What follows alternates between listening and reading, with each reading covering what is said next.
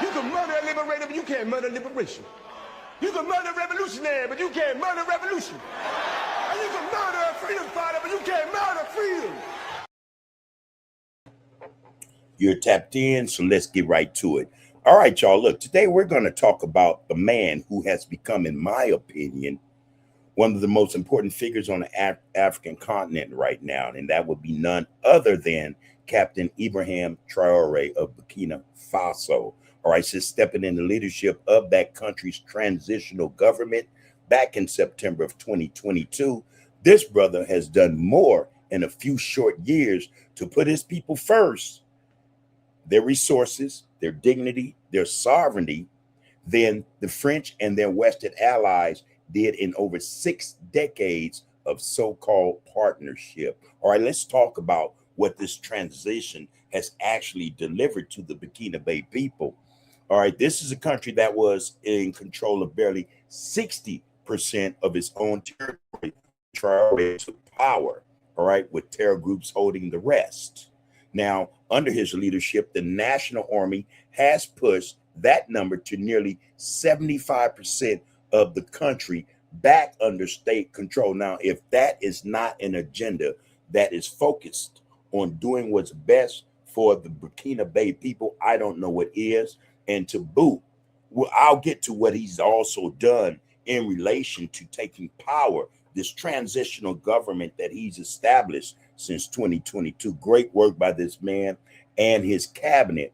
Now, under his leadership, the National Army has pushed that number again to 75% of the country back under state control through an operation they're calling Ice Wall. Now, I didn't know that part, but hey, it's out there now, and I know it now. This operation they named Ice Wall, okay, reclaiming dozens of towns that have been held by terrorist groups, JNIM, ISIS, Al Qaeda, you know, all those terrorist type affiliates that are at work, and by the count of some, or the proxies for the French government enemies to destabilize the country so that they can come back in and take control once again, not of the country and the people per se, but of the resources that exist underneath the soil. Okay, so keep that in mind. Now, on the agricultural side, he's done a lot,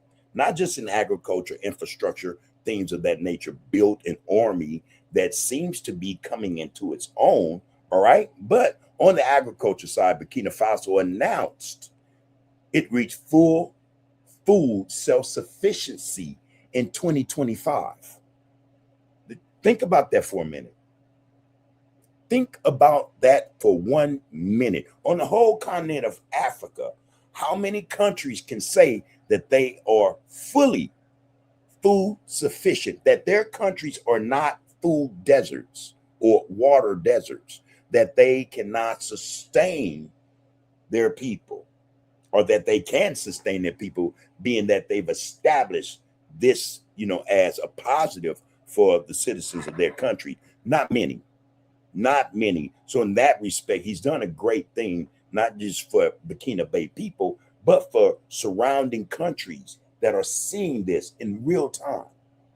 It has to spill over. It has to put some of those leaders who may be corrupted puppets or whatever the case may be in a different perspective. And if it doesn't do that for the leadership of those surrounding countries, and I'm not talking about Mali, Chad, Niger, Ghana, those countries that are getting on board and seeing what's happening, I'm talking about those other countries that have always been in the employ of the colonizer. All right. Now, if those leaders aren't grasping what is occurring, I bet you $1 to a donut that the people are.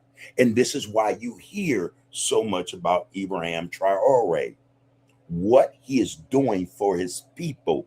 People in other countries on the continent are hearing this, and they're beginning to demand the same for themselves. You can't knock that. You can't knock that. All right. Now, again, they've reached full food self-sufficiency in 2025, a country that was leaning on food aid now feeding itself. And if you recall, maybe a month or so ago, he denied food aid from USA, the United States, and Donald Trump. And for whatever reason, it pissed Donald Trump off that he would not accept these foodstuffs. You know, there's a whole lot this guy has done, you know, and he's done it in such a way, it's, you know, he's not being belligerent or anything in that nature, but he's doing it in such a way he's saying, you know what, by the way, we don't need it, thank you anyway.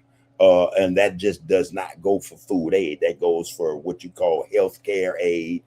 He kicked out also Bill Gates and his wife and their NGO, got rid of them, say it's time to go because we think you're doing harm to our country or to the citizens in our country. I mean, he's making bold moves, but these moves are so bold, in fact, that they had the power to say these were the right moves. They've brought to the table for the Burkinabe people a certain mindset now to where they understand, or they're getting to that point where independence and sovereignty means everything. When you have sovereignty, when you have independence, you control your fate and your destiny. No one can interfere, interject, or intervene in what you're doing for the country, especially when it's done on a level and scale that Ibrahim Traore and his cabinet have produced. You can't knock him, you know. And again, those countries that are outside looking in, if the governments are not saying, hey, this is a model we need to follow, the people are demanding that.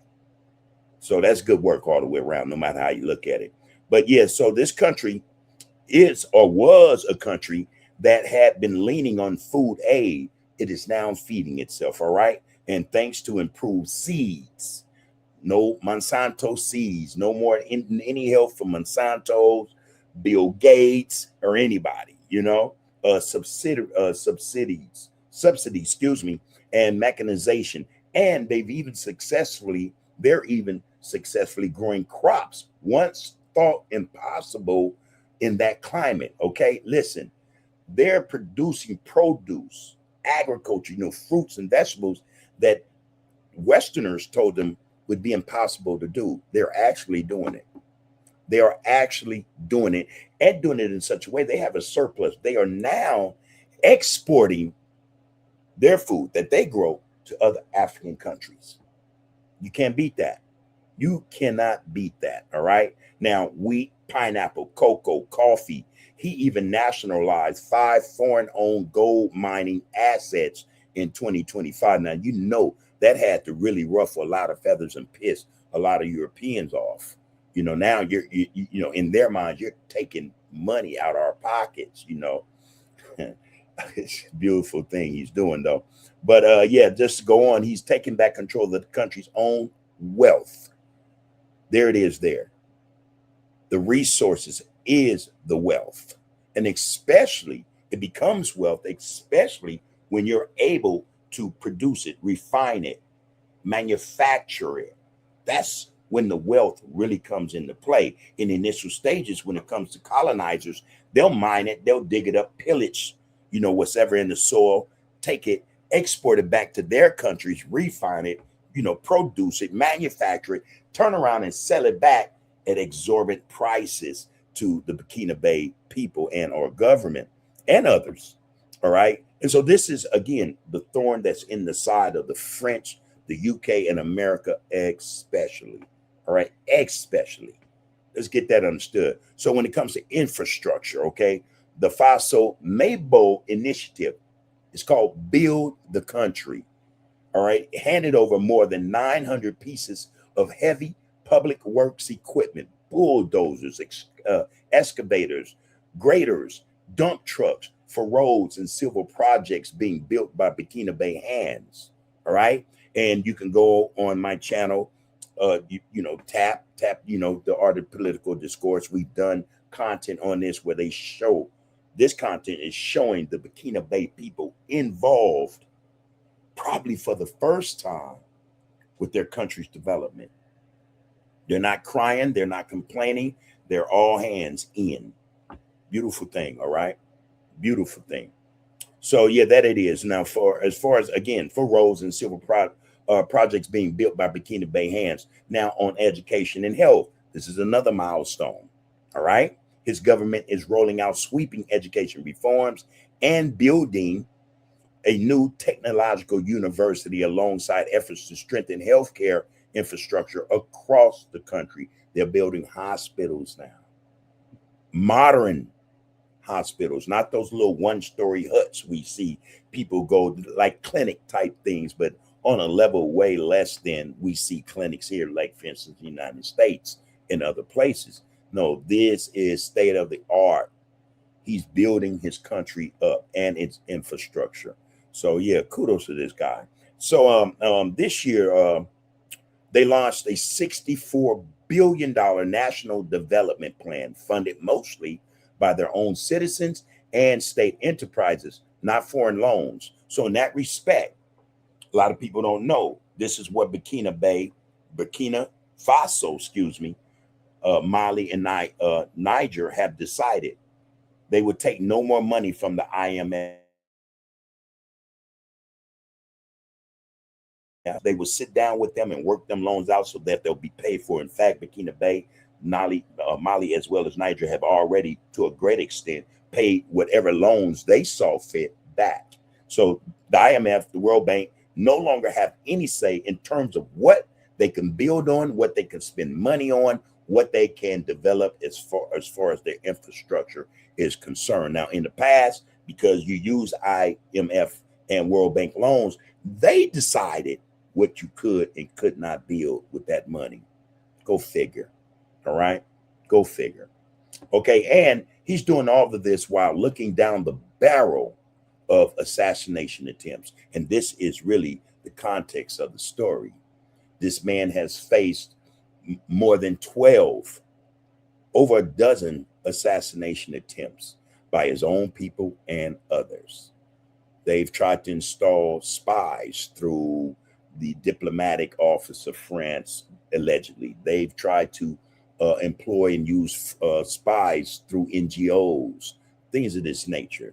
They have people coming from other countries who look like him, however, are not Burkinabe people, in attempts to assassinate him. The assassination attempts have been ongoing since he took power with his military government.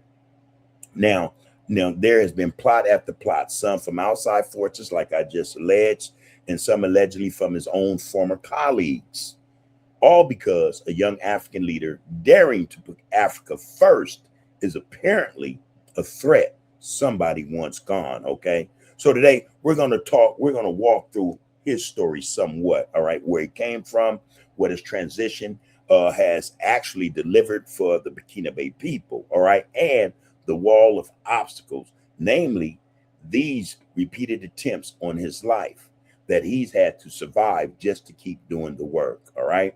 Now, because if a man is being hunted, this is what we got to consider.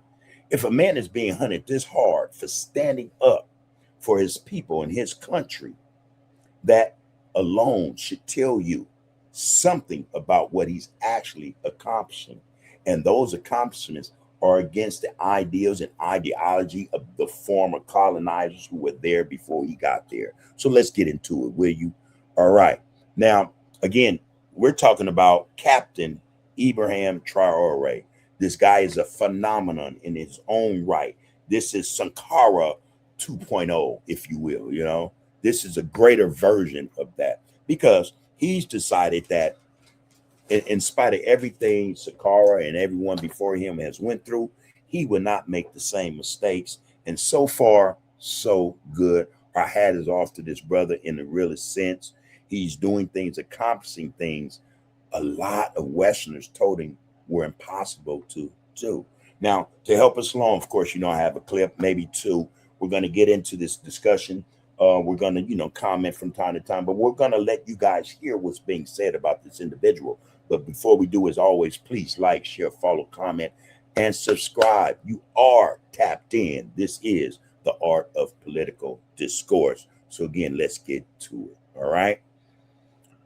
Now, this clip again, it speaks to Ibrahim's his accomplishments in the face of the a dozen or so assassination attempts to thwart or stop him, to end him from accomplishing what he has so far. I think there's a lot more in store from this guy. He's going to give the Burkina people, and I think its neighbors, more dignity, something more solid to stand on, a foundation to work from. He's creating in these individuals, not just in the Burkina people, but all those around. He's instilling what it really means to be independent and to have own exercise as well as execute sovereignty for a nation that is theirs and theirs alone. So again, kudos to this brother. Let's get to this piece. Okay, and this is courtesy of Talk of Africa 360. Mr. President, as you just said, we're talking about the security and defense of Burkina Faso. Let's talk about your personal security. You just mentioned it a moment ago. The pressure is enormous. Imagine that.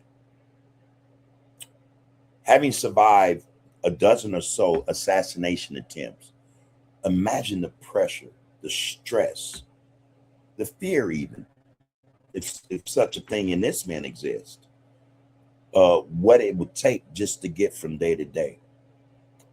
What it would take not to wake up in the morning, the first thing you say, oh my God, am I going to die today?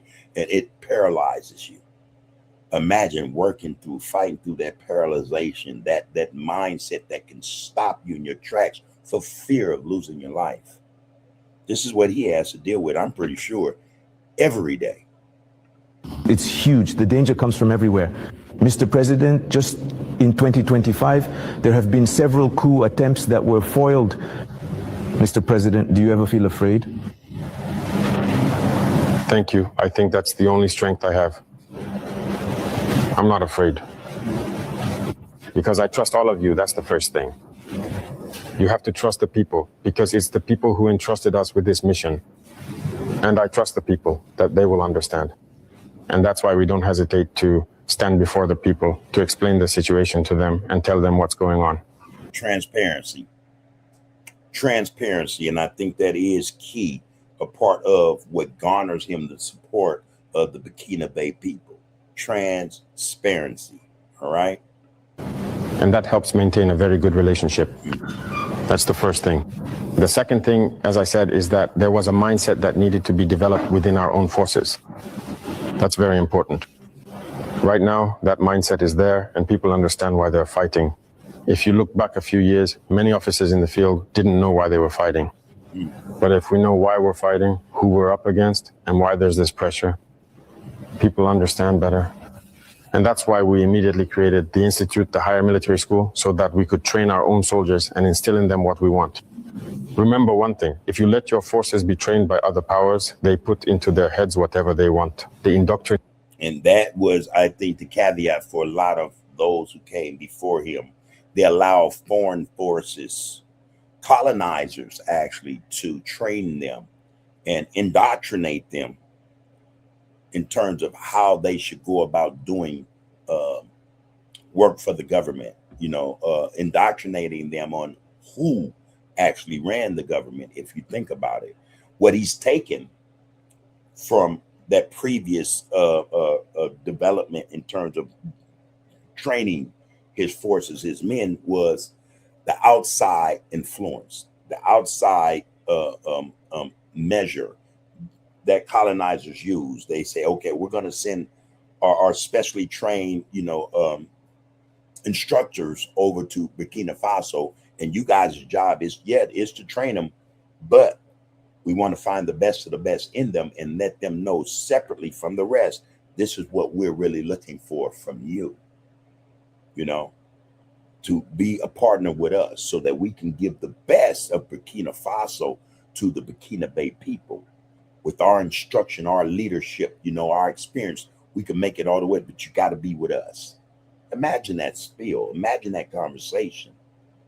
It happens every day, Manipulate them as they please, and it's easier to manipulate them. Right.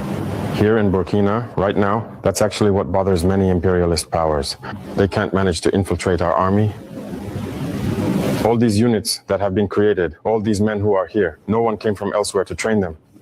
We are built on our field experience, and we trained them ourselves. I personally took part in training some of these forces at the very beginning. So that's already a second strength. And the other strength is that if you have a mission, a goal for your country, you must not be afraid. There you go. If you are afraid, you hesitate. If you hesitate, You see, Traore has become the hero. If you hesitate, you make mistakes. You know, you open yourself for mistakes. You know, and so now this is another guy. He's again, Ibrahim Traore's rise, and we don't have to use the word to power to get this point across, because if you look at the guy, he's not in it for that, you know, and it's been since 2022. He's not a lavish leader, you know, he lives modestly. He's a practicing Muslim. His country and his people come before himself.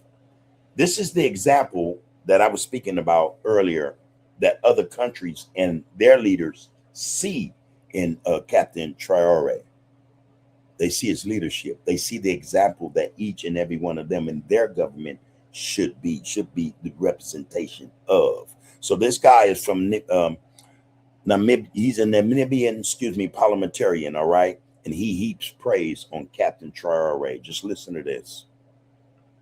To Professor, I and him will drink coffee about Traore. But he's doing two good things, that he becomes an international icon. A young guy, younger than many of us.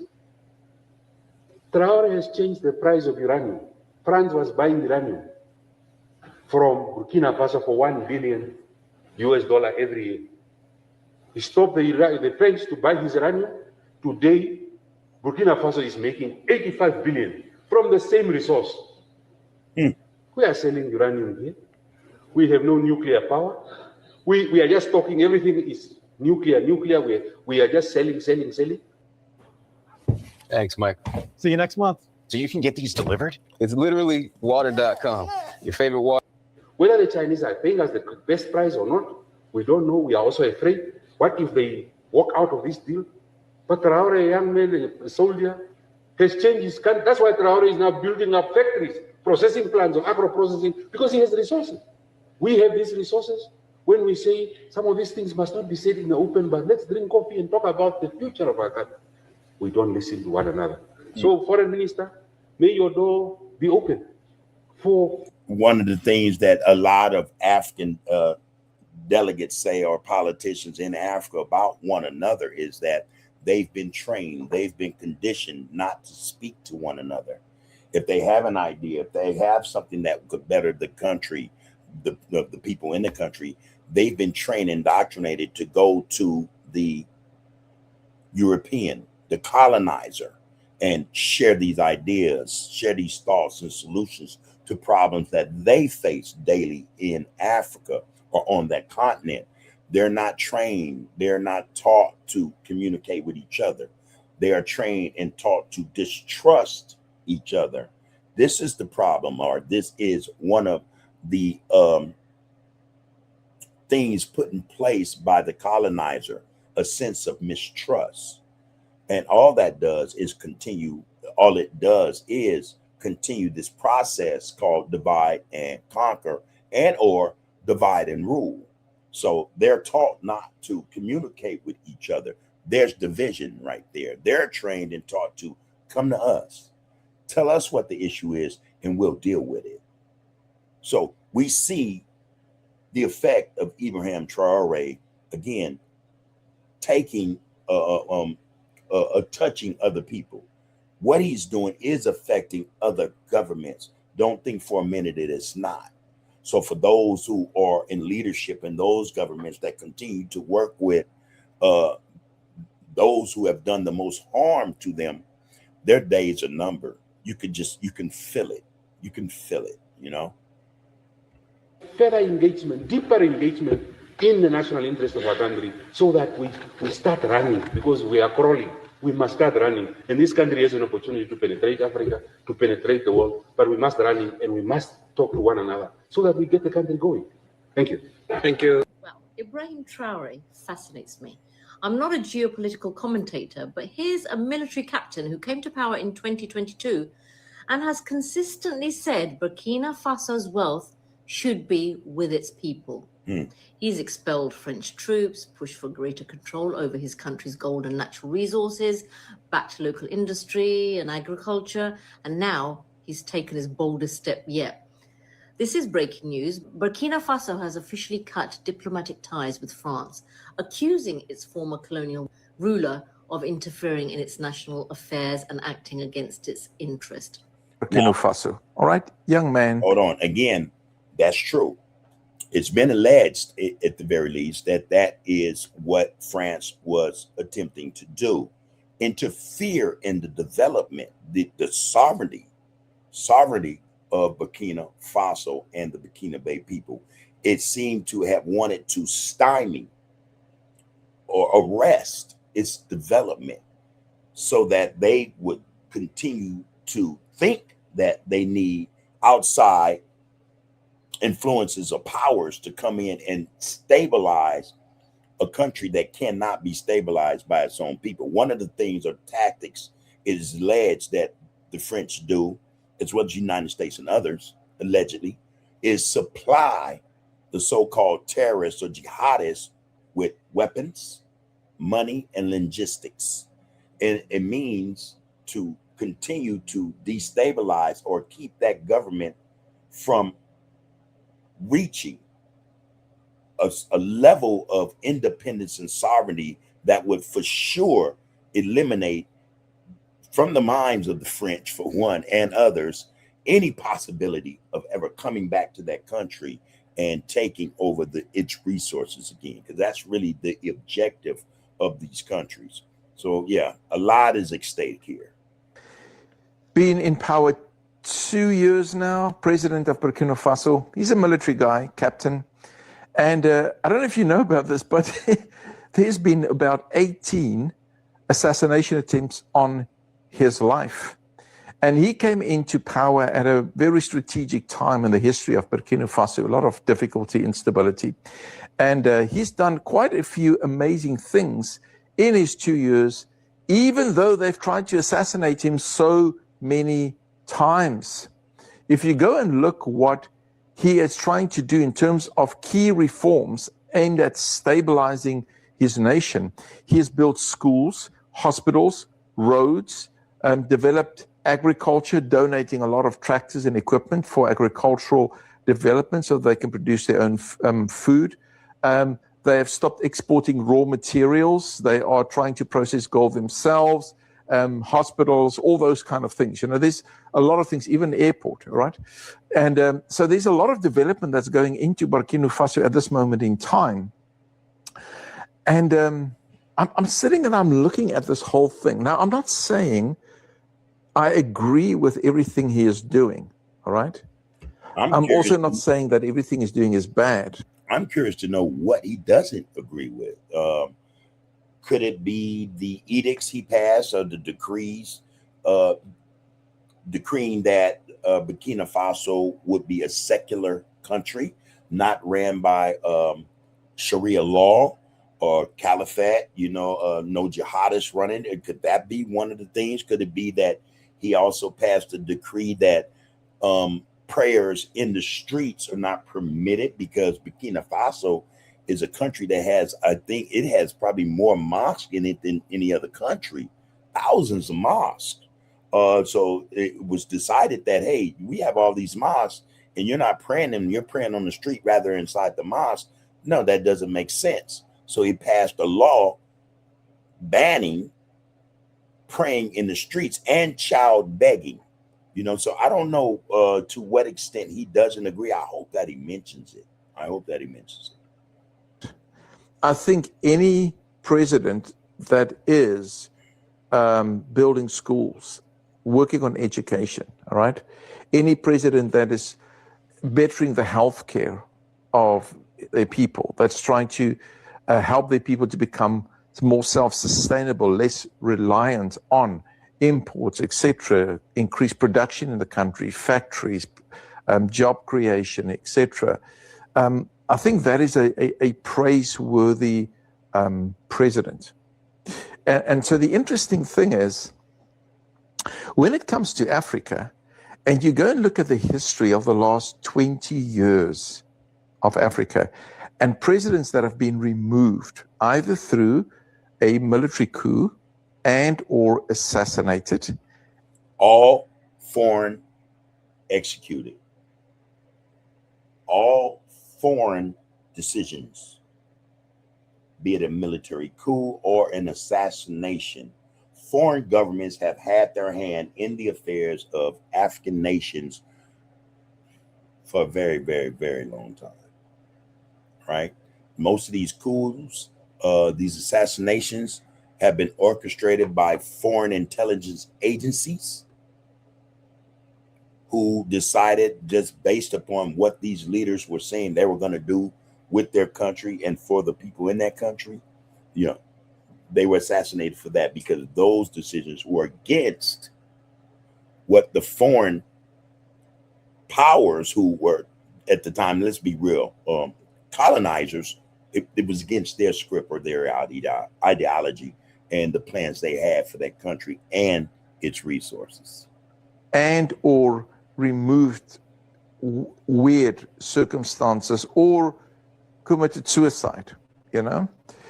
A lot of those, or let me rephrase that, some of them were corrupt, all right? All of them were not good. But there were a number of them whose heart was really to better their country. But they have something in common, and that is that they went against the global establishment, if I can put it like that. And I'm not going to define that, go into details, right? I think you know what I'm talking about. And so a lot of them just suddenly left this earth in sometimes a very bizarre way. So I'm looking at President Ibrahim Traore, and I'm not saying, again, I'm agreeing with everything he's doing, especially with some of his alliances, some of the other leaders in Africa that he's endorsing. Some of them are questionable, all right? Mm-hmm. But it is very clear that he's got a heart for his people and for his nation. And in his aim to develop his own country, there's been roughly 18 assassination attempts on his life. And if you look, that might be much, and there's no way to confirm that number, but for sure there's been a dozen or more that are confirmable. I heard it bantied about 18, 20, things, that type of number, but for sure there have been a dozen attempts on his life, and most of those coming last year, 2025. Look at the trend of African leaders disappearing when they want to build their own countries and invest in their people. Isn't that a bit strange to you? Isn't that bizarre, Now, I know what's going on. I'm not talking from a position of ignorance, all right? Mm. The thing is just I can't discuss a lot of these things on this platform, all right, because of the fact that the video will be removed. Free speech is not always as free as you think. There's a price to pay. In any case, so I'm looking at this whole situation with interest and seeing where this is going. But I'll tell you one thing. If I look at what has happened the last 2 years with Captain Ibrahim Traore, I would say if I was him, I would sleep with one eye open. And it's very hard to know who you trust in circumstances like that. And that is true for any leader, any government official, any president.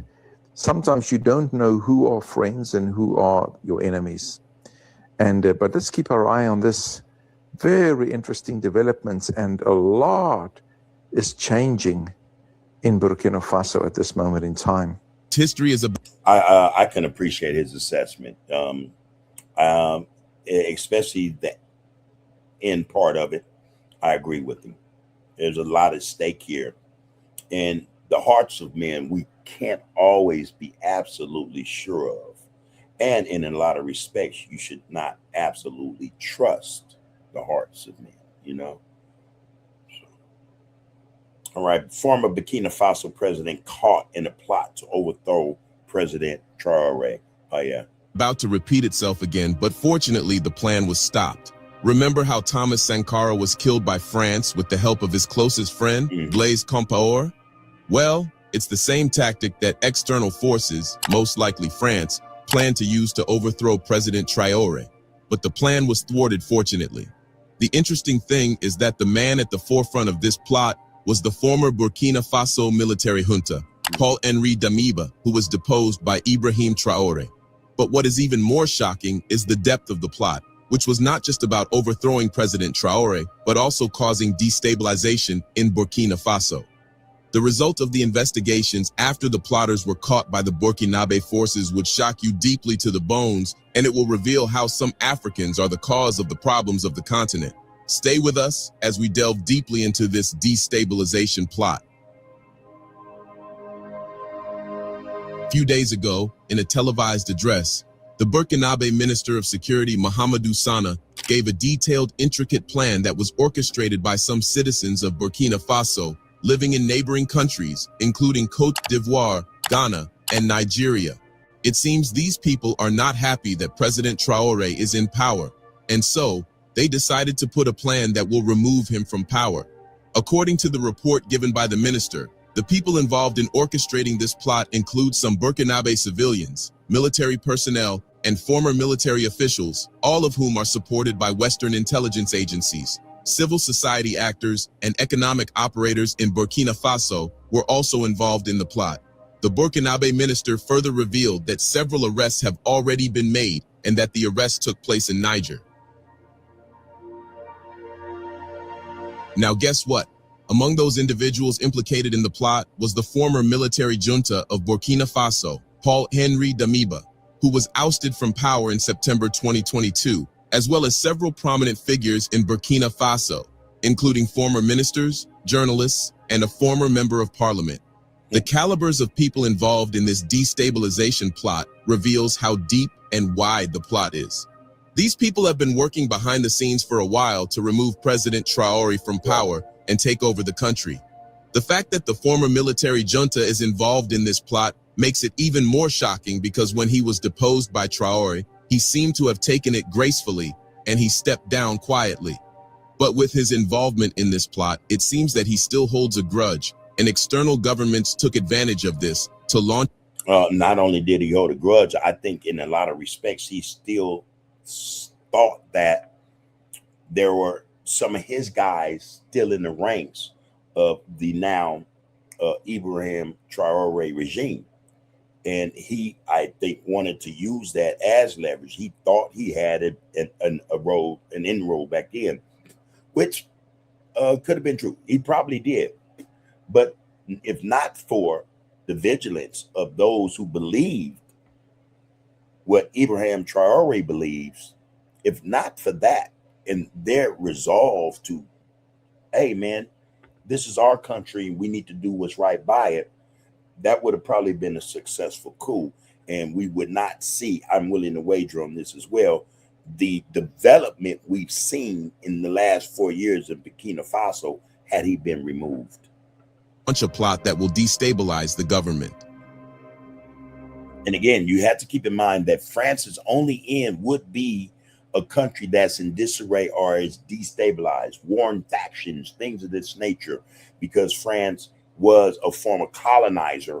They can say to the United Nations, or they don't really probably wouldn't have to say anything to anybody, just board them planes, go right in and take control and say, hey, we needed to do this because there was a lot at stake. Security for neighboring African countries who look to us for leadership, guidance, or whatnot, protection was at stake. And so France would have probably just took that and ran with it. I got into a car accident, and before I even talk to insurance, I'm going to check how much similar accidents have paid out. I got into a car accident. The Minister of Security also revealed that those arrested were interrogated deeply, and they provided crucial information about the depth of the plot and the plans carried out by those in the plot. Now, what you are about to hear is so evil and wicked and will shock you to the bones. Remember how recently Burkina Faso suffered from several attacks from jihadist groups and how these jihadist groups were successful in their attacks? Well, those arrested revealed that those jihadist attacks were orchestrated by their group. Imagine that. According to them, it was part of their plans to contact terrorist groups and work with them to carry out violent attacks against civilians and government institutions. And we've seen that in the last year or so, where jihadist groups, terrorists, attack certain villages in Burkina Faso, as well as Mali and Niger, in an attempt to destabilize. And again, this is needed. It needs to happen in that respect so that the former colonizer can use that as a means, an excuse to come back in, full throttle, in such a way that it would take another 100 years to get them out again. But again, fortunate for the Burkinabe people, that plot was thwarted. The shocking part is that the recent massacre in Barcelona, the town that houses the last standing military force between terrorist groups and the capital city, Ouagadougou, where more than 309 people were killed and many more injured, was part of their plot. But that's not all. The plotters also revealed that they planned to target the presidential palace, a drone site, the Ouagadougou airport, and military positions in Mangodara before they were caught. This is evil. The Burkinabe military and the government of Ibrahim Traore have been stretched thin, working hard and finding solutions to the terrorist problem, which has claimed thousands of lives. And yet some Burkinabe citizens, military personnel, and politicians are behind the scene, destroying everything. These people deliberately contacted JNIM, one of the most dangerous terrorist groups that have been terrorizing the Sahel region for some years now, gave them information and helped them launch attacks against their own citizens, leading to the death of many and many more wounded. Their plan, no doubt, was to ensure that the terrorist attacks in Burkina Faso increase while Traore is in power, so that they can create the narrative that President Traore is not good enough to deal with the insecurity and should be removed from power. It's the same tactic that wants to be applied in removing President Traore from power. Fighting insecurity is one of the major reasons Traore took over power. So the plan was to make it seem as if Traore is not competent enough to deal with the insecurity by increasing the number of attacks launched against the country. If the destabilization plan was not exposed, a time will come when even the citizens of Burkina Faso that have pledged their support to President Traore would begin to withdraw their support. And that will be the time when those plotters orchestrate a coup that would remove Traore from power. Now, did you observe that most of the attacks in recent times have been targeted towards the Burkinabe military? A lot of soldiers have been killed and suffered severe injury as a result of these attacks. This was also part of their plans. So they didn't just want to turn the citizens against Traore and his administration, but also turn the soldiers against him. With more military lives lost, it might lead to a mutiny because some of the soldiers would feel that Traore is incapable of defending them and protecting them. What an evil plan. It was to the point where even Air France, the freaking airline, said, oh, we're going to suspend our flights. Our captain said, suspend those flights indefinitely. Don't come back. What do you mean? Don't come back. The hell? And then tonight, France is in complete darkness. No electricity. They're in darkness. People are saying that, oh, in Burkina, inside Burkina, you guys don't like a president. No, it's not true. It's not true. That is that you see people sleeping on the street because of the president. What do you mean? People sleep on the street because of the president? The Waiya people. There are people who gather every night. That's something else that the people, the Burkinabe people, has taken it upon themselves to protect him from those who would want to orchestrate a coup or remove him from power for their own personal reasons or agendas. The Burkinabe people are saying, nah, we're not going to have that. And so that's the first line of defense is the people, not the military, but the people. That's extraordinary. You don't see that. You don't see that. You don't see it. A lot can be said about what's taking place in Burkina Faso, and especially from those who would detract from the accomplishments or the successes that we see unfolding before our very eyes. They will say things like, don't believe your lying eyes. This is all a lie. You know, this is not happening. You recall the black general from the United States that went in and said, oh, no, this guy, you know, he's just a strong man.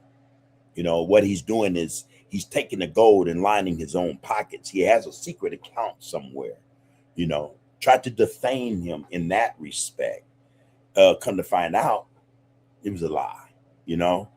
Now, again, if the Burkinabe people allowed themselves to believe the narratives and the propaganda that those who want to see Traore removed, then they would not, if they were with that, all that mumbo jumbo, they wouldn't be doing the things that they're doing. And they're not just sleeping on the streets protecting the palace against anyone who would want to attack, parachute in, send a drone or anything.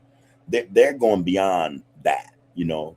They're actually helping to build the infrastructure, the roads. They're helping to produce the agriculture that is now the mainstay, something they weren't used to before. Is something that they're used to now and that they are a part of. So again, this sovereignty, it works for the people. Again, it's not for Captain Traore. He's doing something grand for his people, and so their attempts may continue. The assassination attempts may continue. Let's just put in an atmosphere that this brother is protected by whatever powers that be outside the human form or inside, you know. Let's also keep in mind that the Burkinabe people continue to protect him and defend him against all enemies, foreign and domestic. All right. We just had an issue where, again, there are imams, sheikhs, Muslim, supposed religious Muslim personnel or personalities speaking out and against Ibrahim Traore. In fact, even threatening him. I think tomorrow, August 4th, is a day where something should or may or supposed to occur that is against or would go against what Captain Traore is doing. And this is called this was called by an imam, one of the imams. There are a couple, I don't know which one specifically, so I won't say specifically, but I do know that Imam Gumi is one individual. He's all the way in Nigeria. And he's getting a lot of blowback or backlash for the things he said about Traore. And then there was Imam Kendall. He's another one. He was arrested, in fact, because of his rhetoric. It was creating dissension, you know, amongst the Burkinabe people. But again, in his defense, Muslims have come up out of the woodwork, out of the mosque, and said, no, we support him, because he is supporting the people. So let's hope that, you know, the people, that first line of defense continues to protect and look out for Ibrahim Traore. Without his people, he wouldn't be, well, we would not see what we see unfolding before our eyes in Burkina Faso. But without his real desire and love for Burkinabe people and Burkina Faso, as well as, I think, Africa on a whole, and the diaspora, I might add, if not for him, I think a lot would still be lost to us. He has contributed so much to the thought processes of not only the Burkinabe people or those on the continent of Africa, but to the diaspora as well. And that is service to the people.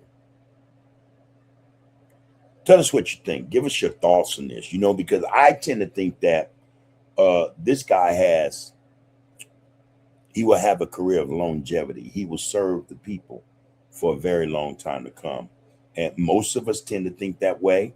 We're quite sure that the people will continue to look out for Ibrahim Traore no matter what, you know, and we appreciate them for that as much or as well. All right. Now, again, what do you think? What do you think? Will those who want to do away with Ibrahim Traore be successful, or will the people's love, respect, and defense of Ibrahim Traore thwart any attempt to remove him? Put your thoughts in the comments. Let us know what you think about this. This is This is the art of political discourse. You are tapped in. Please like, share, follow, and subscribe to this channel. Until next time, take care of yourself and each other. You can murder a liberator, but you can't murder liberation. You can murder a revolutionary, but you can't murder revolution. And you can murder a freedom